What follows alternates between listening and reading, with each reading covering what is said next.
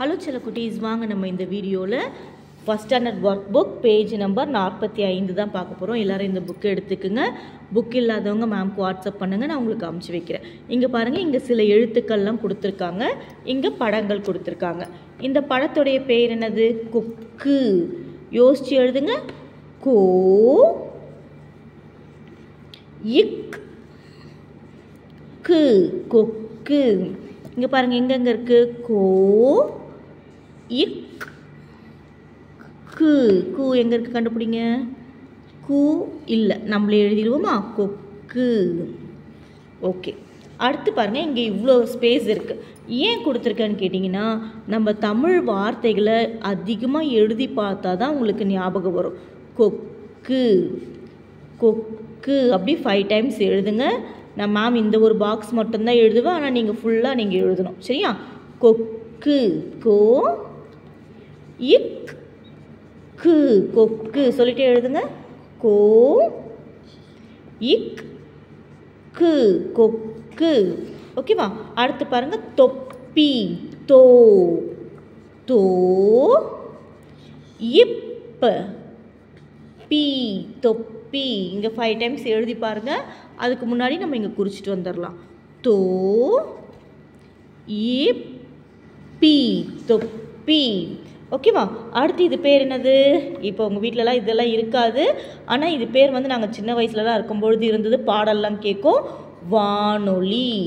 வா நோ லி, வானொலி. பாடல் கேட்கும். நம்ம இப்போ கார்லலாம் கூட எஃப்எம்லாம் கேட்குறோம்ல, அதுக்கு பேர் தான் வானொலி. இப்படி தான் என் பாக்ஸ் மாதிரி இருக்கும்.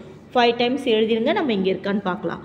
வா நோ லி, இது இங்கே இருக்குது, வானொலி. அடுத்து இது நெல். நெல்லுன்னு என்னென்னு கேட்டிங்கன்னா, நம்ம அரிசி சாதம்லாம் சாப்பிட்றோம்ல, அது தோல் எடுக்கிறதுக்கு முன்னாடி இருக்கிறப்ப அது வந்து அரிசின்னு சொல்ல மாட்டாங்க, நெல்லுன்னு சொல்லுவாங்க. ஓகேவா? இப்போ நெல்லை வந்து 5 டைம்ஸ் இங்கே எழுதி பாருங்கள். இங்கே நம்ம மேலே குறிச்சிட்டு வந்துடலாம்.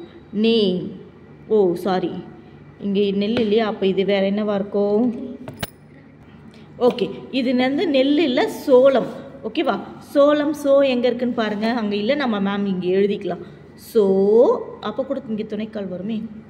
ஓகே, சாரி ஸ்டூடெண்ட்ஸ், இப்போ வந்து ஒரு சின்ன மிஸ்டேக் வந்துருச்சு.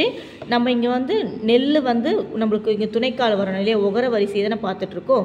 அப்போ நம்ம பொட்டு எழுதிக்கலாம். நீங்கள் அழகாக மேம் வரைஞ்சிக்கிற மாதிரி வரைங்க. நம்ம லேடிஸில் கேர்ள்ஸ் எல்லோரும் என்ன பண்ணுவாங்க? அம்மாலாம் என்ன பண்ணுவாங்க?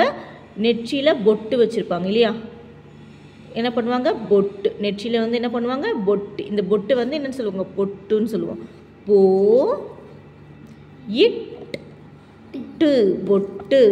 5 டைம்ஸ் வந்து நீங்கள் எழுதி பாருங்கள். இங்கே பாருங்கள், போ இட்டு, பொட்டு. ஓகேவா? அடுத்து பாருங்கள், மொட்டு. நம்ம ஃப்ளவர் வந்து இப்படி இருக்கும், அது வந்து விரிஞ்சாதான் பூ. இப்படி மூடிட்டு இருக்க நிலைக்கு பேர் என்னது? மொட்டு.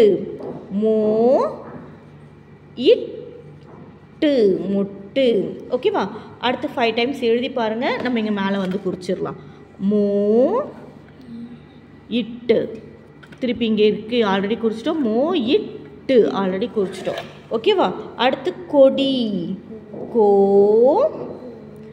டி, கொடி. நம்ம இந்த இது வந்து அப்படியே சுற்றிட்டு போகுது பாருங்கள், அது பேர் தான் வந்து கொடின்னு சொல்லுவோம். 5 டைம்ஸ் எழுதிருங்க. நம்ம இங்கே போய் குறிச்சிடலாம். ஆல்ரெடி கோ குறிச்சாச்சு, டி இது இருக்குது பாருங்கள், கொடி. ஓகேவா? நீங்கள் அழகாக 5 டைம்ஸ் எழுதி மேம்க்கு வந்து வாட்ஸ்அப் அனுப்புங்க, நான் கரெக்ஷன் பண்ணி அனுப்புகிறேன். தேங்க்யூ.